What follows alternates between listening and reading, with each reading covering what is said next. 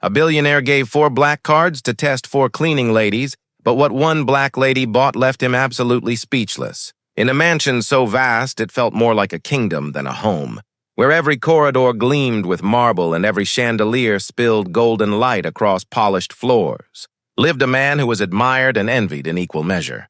He had more money than entire cities, more influence than most governments.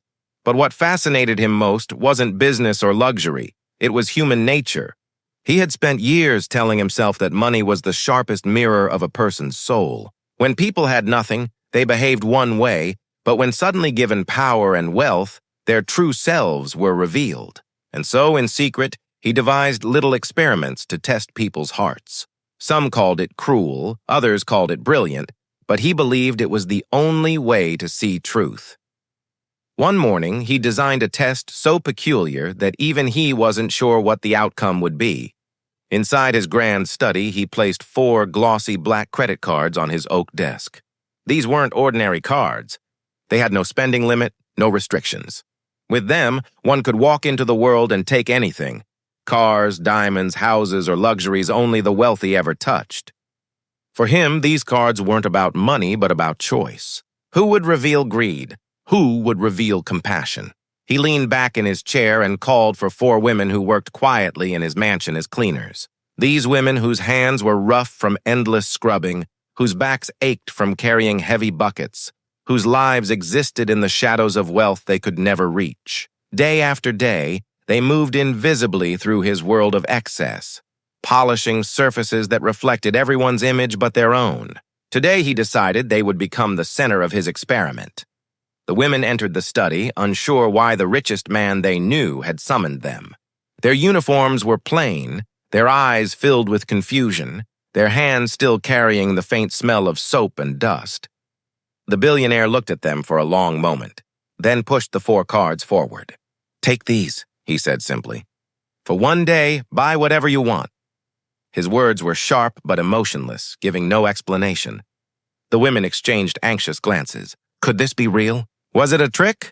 Yet the cards gleamed in front of them like keys to a life they had only imagined. Slowly, they each took one, holding it as if it might vanish from their hands at any second. Without further instruction, they left the mansion, their lives suddenly tangled in a storm of possibility.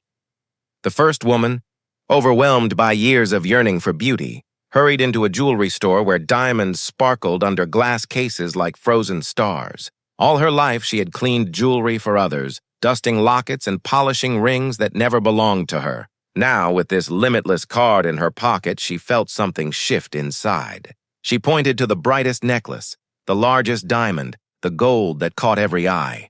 The salespeople looked at her skeptically, judging her worn uniform and weary face.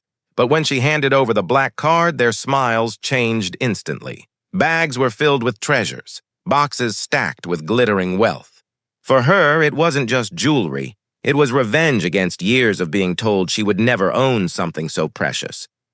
She walked out heavy with jewels, her heart pounding with pride. The second woman had a different dream. For years, she had stood at bus stops in the pouring rain, waiting for buses that came late or never at all. She had walked home in the dark when no driver would stop for her, ignored, dismissed, exhausted. Now she strode into a luxury car dealership. The polished cars stood like beasts waiting to be claimed, their engines promising power and freedom. The salesman gave her a suspicious glance, but when she confidently laid the black card on the table, his whole demeanor changed. Papers were signed, contracts sealed, and in moments, she held the keys to a sleek black car worth more than her lifetime's earnings.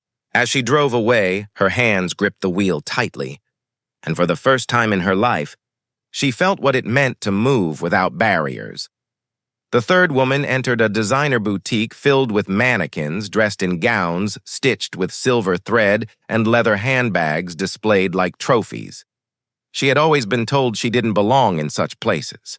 Security guards had followed her around stores. Salespeople had dismissed her with cold stares. Society had told her luxury was not made for people like her. But with the black card in hand, she transformed.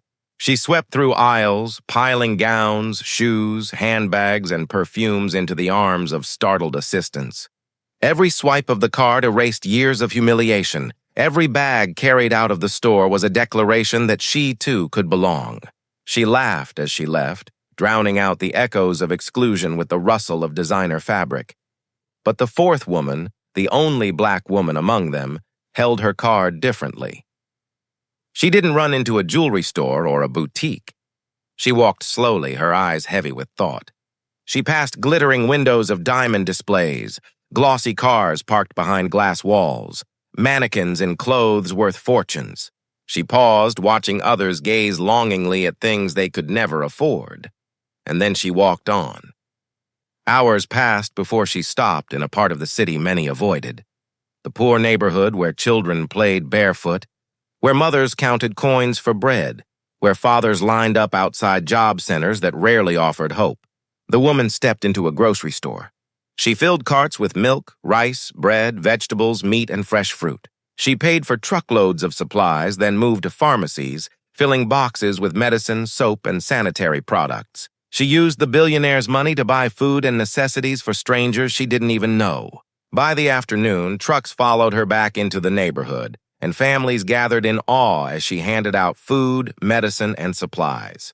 Mothers wept with relief, fathers bowed their heads in gratitude, and children cheered as they ate their first full meals in weeks. For her, the card wasn't a chance to buy luxury.